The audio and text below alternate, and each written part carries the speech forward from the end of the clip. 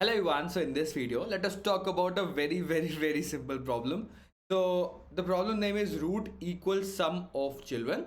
So as you can see, it's an easy problem. You are given the root of a binary tree that consists of exactly 3 nodes. Okay, it is already given that it has exactly 3 nodes: the root, its left child and the right child.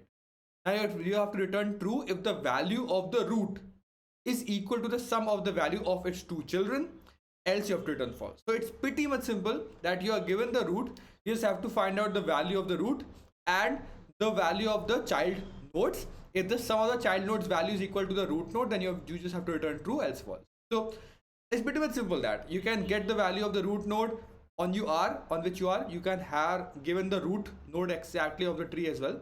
So you can directly just find out the root value using this operator, and using this operator you can find out the root value and the root left node value.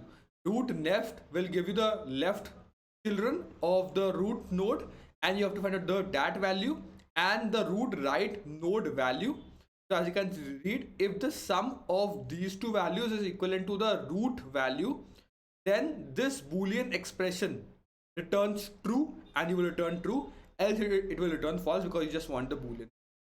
So pretty much simple, nothing much complicated. It's just a constant time complexity problem. You're actually given that there are 2 or actually 3 nodes eventually in all the cases, so you can actually use 2. So nothing much complicated itself. I just thought to make a video because I was making videos all on the easy one, so I thought to make it.